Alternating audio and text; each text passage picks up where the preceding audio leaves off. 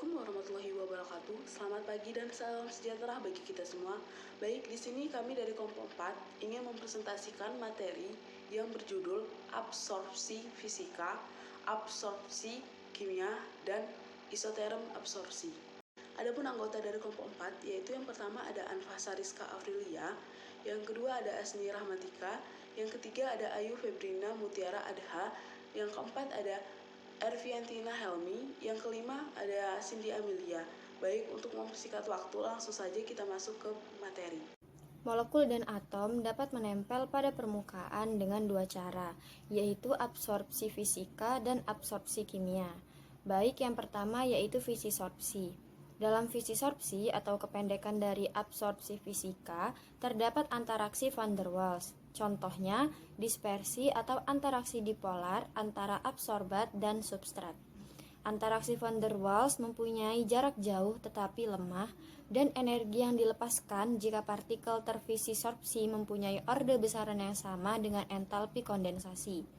Kuantitas energi sekecil ini dapat diabsorpsi sebagai vibrasi kisi dan dihilangkan sebagai gerakan termal. Molekul yang melambung pada permukaan seperti batuan itu akan kehilangan energinya perlahan-lahan dan akhirnya terabsorpsi pada permukaan itu. Dalam proses itu disebut akomodasi. Baik, di bawah ini merupakan tabel entalpi fisika absorpsi maksimum, di mana CH4 delta H-nya adalah min 21 kJ per mol pangkat min 1, H2 delta H-nya min 84 kJ per mol pangkat min 1, H2O delta H-nya adalah min 59 kJ per mol pangkat min 1, dan N2 delta H-nya adalah min 21 kJ per mol pangkat min 1. Selanjutnya adalah kimisorpsi. Dalam kimisorpsi atau kependekan dari absorpsi kimia, partikel melekat pada permukaan dengan membentuk ikatan kimia, biasanya adalah ikatan kovalen, dan cenderung mencari tempat yang memaksimumkan bilangan koordinasinya dengan substrat. Nah, berikut merupakan tabel dari entalpi kimia absorpsi, di mana absorbat C2H4 dengan adsorben Cr delta H-nya min 427 kJ per mol pangkat min 1, adsorbat C2H4 dengan adsorben Fe delta H-nya min 285 kJ per mol pangkat min 1, adsorbat C2H4 dengan adsorben Ni delta H-nya min 209 kJ per mol pangkat min 1, lalu adsorbat CO dengan adsorben Fe delta H-nya min 192 kJ per mol pangkat min 1, absorbat H2 dengan absorben Cr delta H-nya min 188 kJ per mol pangkat min 1, absorbat H2 dengan absorben Fe delta H-nya min 134 kJ per mol pangkat min 1, absorbat NH3 dengan absorben Fe delta H-nya min 188 kJ per mol pangkat min 1, dan yang terakhir adalah absorbat NH3 dengan absorben Ni dengan delta H-nya min 155 kJ per mol pangkat min 1. Molekul yang terkimisorpsi dapat terpisah karena tuntutan valensi atom permukaan yang tidak terpenuhi. Adanya fragmen molekul pada permukaan sebagai hasil kimisorpsi merupakan salah satu alasan mengapa permukaan mengkatalisa reaksi. Kecuali dalam kasus khusus. Baik, selanjutnya di sini kita akan membahas yaitu isotherm absorpsi. Nah, gas bebas dan gas terabsorpsi itu berada dalam keseimbangan dinamika dan penutup terfraksi permukaan dan bergantung pada tekanan gas pelapis. Nah, ketergantungan theta ini pada tekanan dan temperatur tertentu disebut isotherm absorpsi. Nah, isotherm ini terdapat beberapa jenisnya. Ada isotherm Langmuir.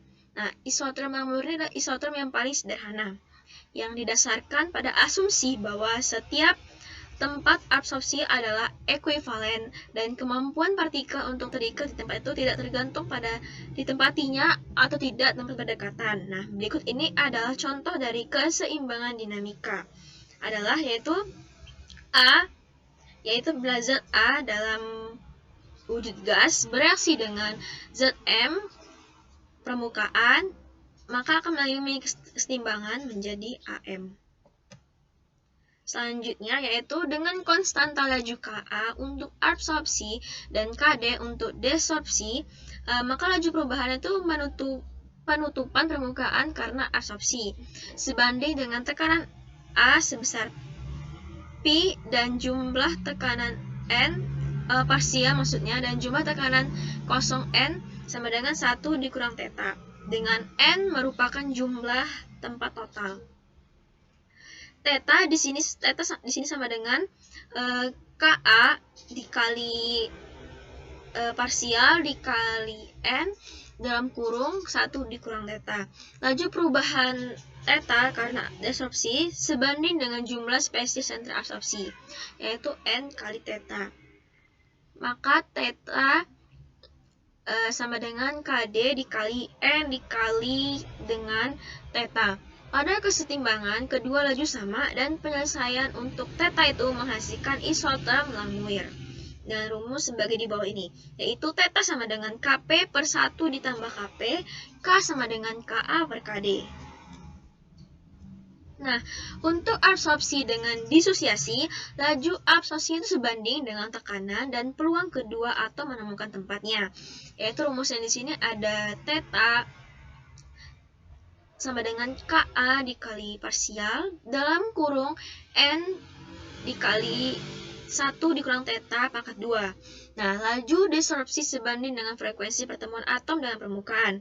Dan oleh karena itu berorde kedua terhadap jumlah atom yang ada, yaitu theta titik atas 1 sama dengan Kd dikali parsial dikali N dikali theta dipangkatkan 2. Nah, syarat agar kedua laju ini sama menghasilkan isoterm sama dengan theta sama dengan Kp pangkat setengah dibagi 1 plus Kp pangkat setengah.